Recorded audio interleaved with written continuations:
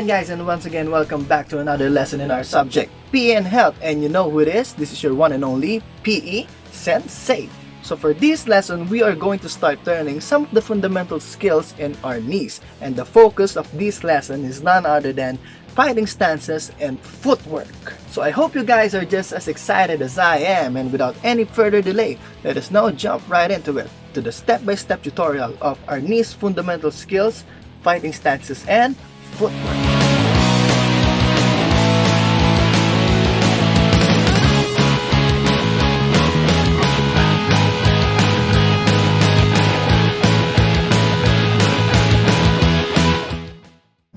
Okay, so we're gonna start our fundamental skills tutorial in Arnis.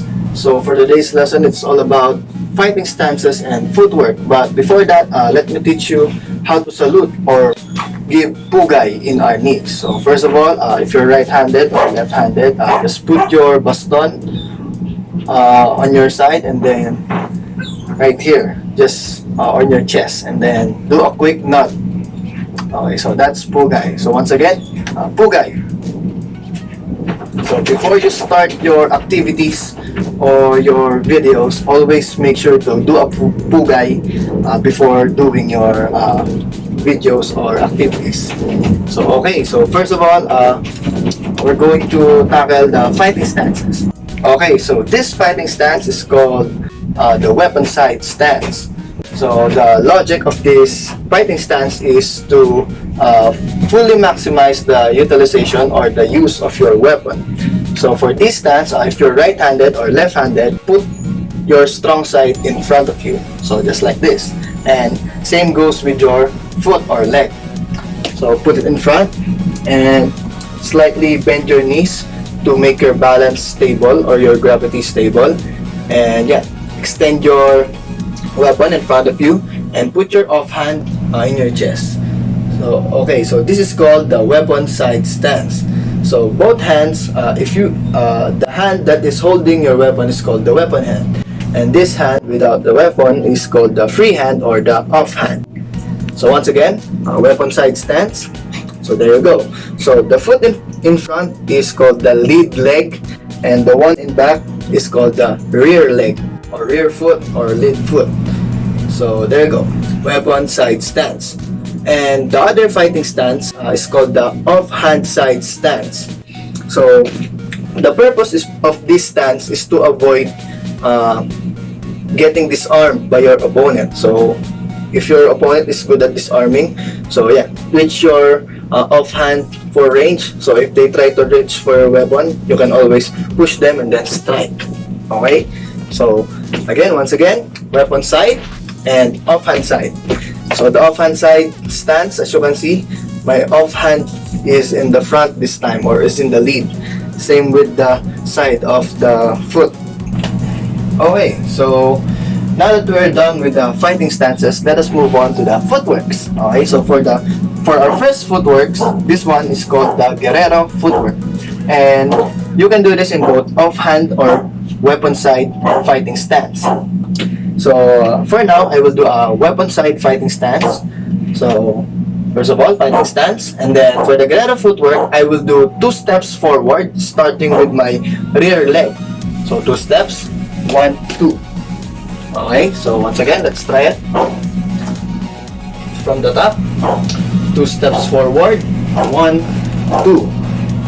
And one more time, as you've observed, when I'm stepping forward, my body stays on the same place or stays stable. So here we go, and 1, 2. So no changes in my body, only my feet are doing the work or the job. And then after 2 steps forward, I will go, the next step is 2 steps backwards. So this time starting with our lead leg. Okay, so 2 steps backwards, and once again, body in the upper torso in the same place, and 2 steps backwards, and 1, 2, 3, 1, 2. Okay, so that is the Caballero footwork. So let's try to do it from the top. Fighting stance, and 1, 2, backward, 1, 2. So that is the Caballero footwork. Okay, for our next footwork, this one is called the Caballero Footwork. This footwork is very effective if you are charging your opponent, or very effective for the offensive purposes or offensive techniques. So for the Caballero footwork, once again, you can do this in both offhand side or weapon side fighting stance. So fighting stance. So for the Caballero footwork, I will do 2 steps forward with my lead leg, okay, or only on my lead leg. So first step, 1, and then before you commit your second step, you will do a keep, K-E-E-P. So when you do a keep, both feet should close the distance with each other, or you will drag your rear foot closer to your lead foot. So when you do a keep, step forward and then keep. Okay, so once again, let's do it. Fighting stance, and then step forward, keep. So that's our first step, and then we are gonna step forward once more using our lead leg, and then step forward again, and then once more I will do a keep. Okay, let's try it from the top once more, a little bit faster this time. Okay, so fighting stance and step, kick, step, kick. Okay, one more time for the Caballero footwork from the top. So fighting stance and step, keep, step, keep. So our next step is that we are gonna do the same procedure but in a backward direction. So if you're going to do it in a backward direction, we are gonna step our rear leg first. Okay, so step, keep, step, keep. Same pattern once again from our last position, and step, keep, step, keep. Okay, so let's try to do it everything from the top. So once again, Caballero footwork, forward and backward direction. So fighting stance and 1, 2, 1, 2, 1, 2, 1, 2. Again, one more time for the Caballero footwork, and 1, 2, 1, 2, 1, 2, 1, 2. Okay, so that's it for the Caballero footwork.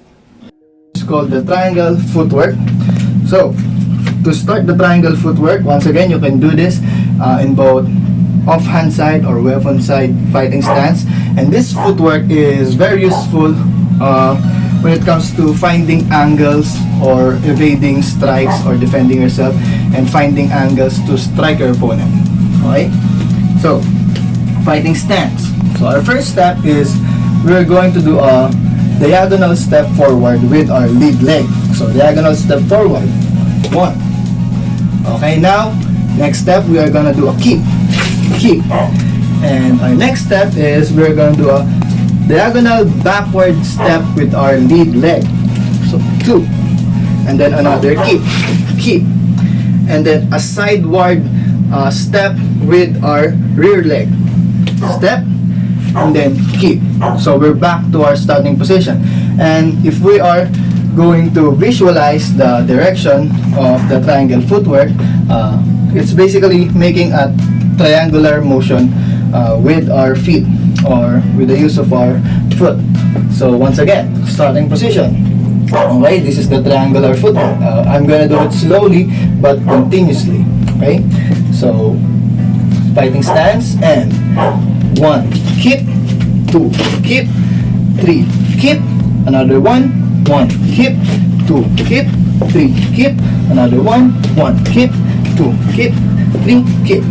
Okay, so as you can see, once again, my body or my upper body is always stable while doing this footwork, and the purpose of that is when you try to apply the strikes or blocks in these footworks, it is easier because you are stable, so you can strike without any disruptions, or you can't be thrown off balance while doing this footwork if your upper body is always stable. Okay, so that's it for the triangular footwork. Now let us move on to our next footwork, and that is the reverse triangle footwork. So basically we are going to reverse the triangular footwork.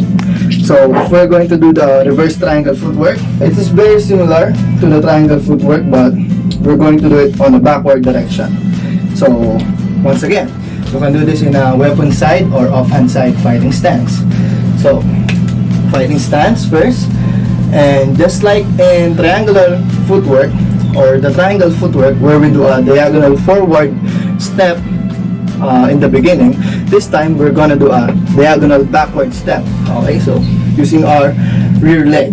So fighting stance and then diagonal backward step, 1, and then keep, and then a diagonal forward step with our lead leg, 2, and then keep, and then a sideward step with our rear leg, 3, and then keep. Okay, so that is the reverse triangle footwork. So let's try to do it again. Fighting stance, and 1, keep, 2, keep, 3, keep. One more time. 1, keep, 2, keep, 3, keep. One more.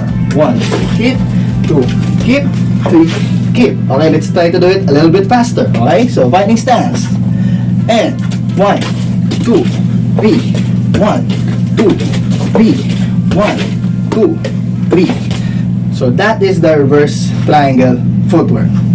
So for our final footwork, this one is called the star reach footwork, and this footwork is very useful in maximizing or utilizing your mobility or movement. Also, this footwork is a very good drill to enhance your agility in our knees. So how do you do a star reach footwork? So first of all, start with the fighting stance. Once again, you can do it in both weapon side or offhand side. So yeah, starting position, and our first step is that we are going to step forward using our lead leg.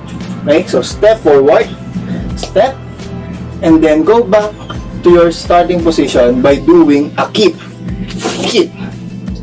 Okay, so our next step from our last position, you're gonna step diagonally forward. So diagonal forward, step, and then once more do a keep. Okay, so let's try to do everything from the top slowly. Okay, fighting stance, and step, keep, step, keep. Okay, this time, for the next step, we are going to step sidewards. Okay, side step, and then once again, keep. Okay, for our next step, diagonal backward. Okay, step, and then keep. And then last one, to make the full rotation, step backwards, and then keep. So as you've observed, it's like making a star pattern with your foot. So that is why it is called a star reach footwork. So let's try to do it everything from the top. Fighting stance, and starting position, and step, keep, diagonal forward, step, keep, sideward, step, keep, diagonal backward, step, keep, and backward, step, keep. Now, from this position, you're going to do it on your other leg. Okay, so same pattern. No? Forward, diagonal forward, sideward, diagonal backward, and backward. So, step, keep, diagonal forward, keep, sideward, keep, diagonal backward, keep, and then backward, keep. Okay, so that's it. We make a full star with our feet. So that is the star reach footwork. Let's try to do it everything from the top. This time, I'll try to do it faster or in the actual speed. Okay, so starting position, and then step, keep, step, keep, step, keep, step, keep, step, keep, step, keep, step, keep, step, keep, step, keep, step, keep. Okay, so that is the star reach footwork. Oh, but there's a twist. So if you want to do the advanced option or the advanced mode of this footwork, you can do a keep in between steps. Okay, so how does it look like? So this is how it look like. So starting position, okay, when you step forward, keep, and then go back to your starting position, and then do that same pattern in all directions. Okay, so let's try to do it slowly. So this is the star reach advanced mode. Okay, so if you want to do it or if you want extra challenge, you can try this one. Starting position and step, keep, step, keep, step, keep, step, keep, step, keep, step, keep, step, keep, step, keep, step, keep, and then the other leg, step, step, step, step, step. Okay, so that's it for the Star Reach advanced mode. So those are the different footworks and fighting stances for this lesson. Now, for your activity or for your practical activity, we are gonna do 2 sets of Guerrero footwork, 2 sets of Caballero footwork, 2 sets of triangle footwork, 2 sets of reverse triangle footwork, and a single set of Star Reach or Star Reach advanced mode footwork. Okay, so this is how your video submissions should look like.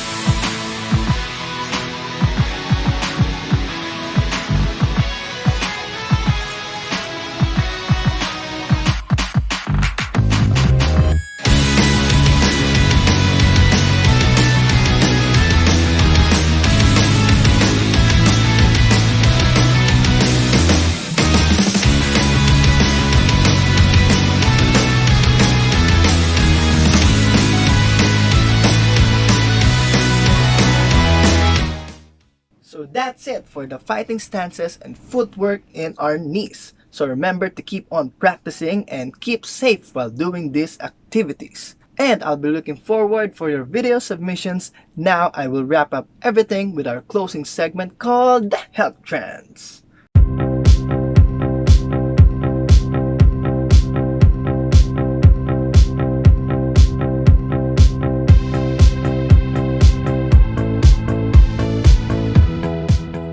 Guys, and welcome back to Health Trends. So for this health trend, I will try to explain some of the Filipino superstitious beliefs, and the examples that I'm going to give you are some superstitious beliefs that are somehow or somewhat true or logical. Example number 1, naniniwala tayo na bawal matulog ng busog. Okay, so this superstitious belief is actually true because even though our body can do 2 activities at the same time, sleeping and eating is not one of those things. Explanation: when we are asleep, this is the moment when our organs or our organ system try to reset back to their normal pace. Kaya kapag natulog ka ng busog, imbis na nagre-reset yung organs mo or yung digestive system mo, nagdadigest pa rin sila ng food. So the usual result when you sleep with a full stomach is hindi ka natutunawan or nagkakaroon ka ng digestion problems. Number 2, bawal daw maligo tuwing gabi kasi nga raw nababawasan tayo ng dugo sa ating katawan. So this superstitious beliefs is somehow true because if we recall or remember our previous health trend about pasma, where I mentioned that sudden changes in our body temperature can have harmful effects in our body.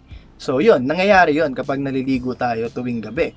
Pero yung sinasabi nila na mababawasan daw tayo ng dugo sa katawan, so ayun yung hindi totoo. Number 3, bawal daw magwalis kapag gabi kasi nga raw malas. So dati itong superstitious belief na to or pamahiin na to ay logical or reasonable because back in those days masyado pang madilim tuwing gabi, di ba? Wala pa tayong ilaw sa mga kalsada. So kung magwawalis ka during night time, maaaring kung ano-ano yung matapakan mo or pwede kang madapa or any other accidents may occur. But in the present day, those misfortunes are less likely to happen or this superstitious belief is not logical anymore. Kasi nga, meron na tayong mga street lights, di ba? Tuwing gabi, hindi na ganun kadilim, maliwanag na. So kung magwawalis ka man tuwing gabi, in the present day, wala nang problema. So yung superstitious belief na yan, siguro dati, pwede pa, logical pa, pero this time, hindi na siguro siya logical. And that's it for this week's health trends. I hope you guys liked it. I hope you guys enjoyed it. And I will see you on the next one. Ciao.